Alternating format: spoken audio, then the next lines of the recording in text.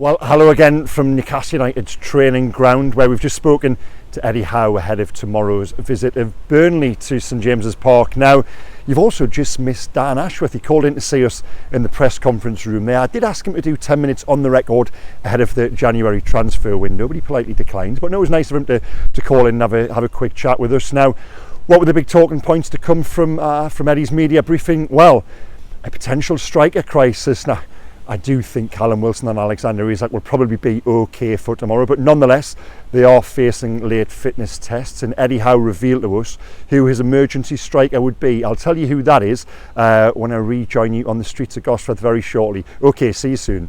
Well, hello from Northumberland Avenue this week, guys, in Gosforth. Now, I've picked here in part because it's quite sheltered. Yeah, sadly, someone has switched on the Tyneside wind machine again, if ever I found the button for that, honestly. Yeah, Manchester has its rain. We've got our gusts and gales here. We make Chicago look relatively calm by comparison. But what news blew out of Eddie's press conference? Well, yeah, as I trailed a few seconds earlier up at the training ground, it was a question I asked of him on the back of Callum Wilson and Alexander Isak needing fitness tests ahead of tomorrow. Who will be the emergency striker? And the answer, any guesses? Anthony Gordon. Now, we also put Jacob Murphy in there as well. I would love to see Jacob Murphy's face if he was named as centre forward walking out at St James's Park. That would be a picture. But yeah, no surprise really that it would be Gordon. You could play Anthony Gordon at left back, right back, centre half at the moment, and I think he'd do a job. So good is his form. But yeah, and that makes sense. I asked Eddie for his reasoning, and he said that Anthony had played there, of course, all summer, didn't he, for England under 21s, and was player of the tournament as they won the competition. So he's someone who has got that irritant-like quality, if you want for a better word. Could he be a Craig Bellamy type centre forward? Of course, Bellamy comes back here tomorrow with Burnley, doesn't he? I think he could be someone who gets in and around the opposition. You don't know if he's going to come short because he can receive a ball. We've seen that, you know. Fantastic touch. He can run in behind, he can dribble, and he's starting now to add goals and a goal threat to his game. So while I honestly do think one of Isak and Wilson will be fit tomorrow, that was interesting to learn that would be that Anthony Gordon would be the go-to guy. And I see the sense, and that part of me actually wants to see him play at centre forward, because I think he would be a real menace there. Now, I just want to jump in here because Eddie also hinted at doing something clever tactically, and I think that was playing without any strikers. Now, I'd almost erased this from my mind, but Eddie, please don't go false tens. Now, of Wilson and Isak, I think there's more chance of seeing Isak tomorrow. I think the plan would have been, given the run of fixtures, and we've seen the nature of the rotation, I think it was Wilson's turn to play tomorrow. From what I'm hearing, I think he's fit, I think he's okay, he's not injured.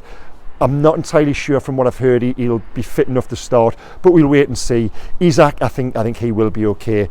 Other fitness news, and there was a lot of it from Eddie Howe this morning. Now, Harvey Barnes, confirmation that he will be out until 2024. We thought as much when we spoke to Eddie last week. He said months rather than weeks. Well, he's confirmed now that after seeing a specialist this week, Barnes will be missing for 3 months, which takes him until the end of December before he trains. It's of course then going to be January before he plays.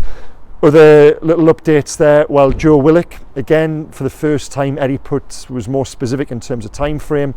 He said that Willock won't train until the middle to end of October, which means it will probably be November before we see him. Now, the return of Joe Linton in the week and how good he was has offset the blow of Willock, but nonetheless, you know what I think he brings to the team in terms of that hard, direct, purposeful running.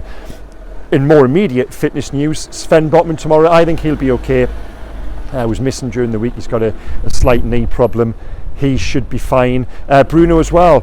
Bruno turned Bruno's ankle, you know, just when you feel as if Bruno is getting back to somewhere approaching his best, having been dogged by an ankle for so long, he went and turned his ankle in the second half against City on Wednesday night, but he should be okay. Now, we are entering another little trilogy of games in the coming week, aren't we? They do seem to be coming in threes right now, and starts tomorrow with Burnley in the Premier League, as we say, Paris Saint-Germain next week in the Champions League. Then it finishes before the international break with a trip down to West Ham. And I'm going to pose a question of myself here now.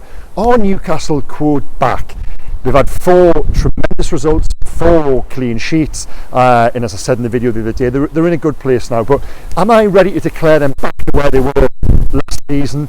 And the honest answer is no, not yet. I still think, if you look at those 4 games in isolation, you know, The win against Brentford was at times laboured, and they won thanks to Callum Wilson's force of personality. The game in the San Siro, even if they go and win the next 10, I won't revisit my opinion on the game out in Milan. I thought they were fortunate to escape with a point, while a lot of positives came from it, and they perhaps taking momentum from that draw. And was it a good result? Yes, absolutely. They then go to Sheffield United, and as I've said before, the merits of the Sheffield United victory were almost lessened by how bad Sheffield United became in the second half. So okay, you've got that game, and then Man City on Wednesday night. Second half was brilliant, you know. It really was. I've made my feelings known on that, but it was a much changed side against a much changed Manchester City team. So in answer to my own question, I still want to see a little bit more over a slightly longer period before I say yes, Newcastle are back to where they were last year. And by that I mean going into games with the absolute confidence that they're going to win. There was a stage towards the back end of the last campaign, once they recovered from the disappointment of the Carabao Cup final, where Newcastle were arguably the best team in the country, up there with Manchester City. You went into every game thinking, yeah, 3 points for Newcastle.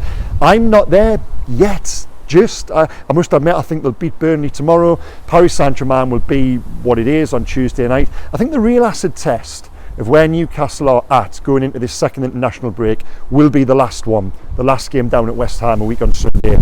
I just think we'll learn against a good side away from home. Bear in mind, Newcastle went there last year, back end last season, and were devastating. They were brilliant. Joelinton and Alexander Isak that night in a convincing victory. So for me, I think that would be a good yardstick. Now, what else came out of the day? Well, Eddie was again asked about Bruno Guimaraes' contract, which the club haven't yet confirmed.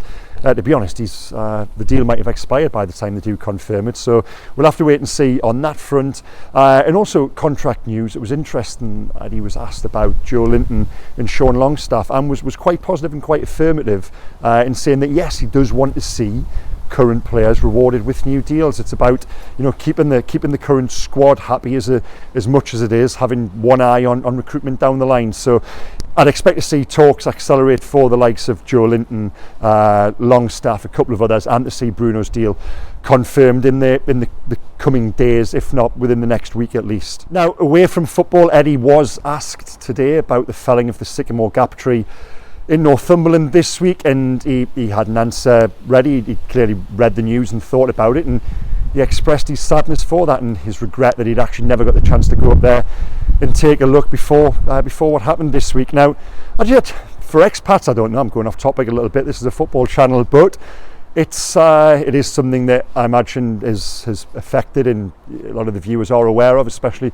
you know, some expats abroad as well who are looking on the news. And I listened to 5 Live this morning. I honestly thought their coverage was a little bit sniffy, as if to say, you know, it's only a tree. Well, yes, it is only a tree, and perhaps some of the language used around it, such as tragedy, is a little bit extreme. But it's what the tree meant to people, and you know, people who have proposed there, who have scattered ashes there, who have one of the last memories perhaps with a mum or a dad or a brother or sister who have passed away, or, you know, might have been at the Sycamore Gap. And that's the reason why, for me, it's affected so many people, and why when I saw the news, I was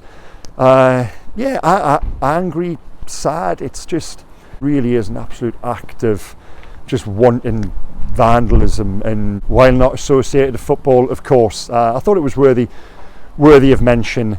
Anyway, it is back to the football tomorrow, this weekend. Thanks again for watching all this week, guys. Like I say, there's been loads of great content across all of our mail platforms.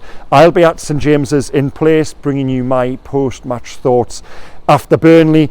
Stay tuned, keep watching, hit like, hit subscribe. Okay, guys, take care. Bye-bye.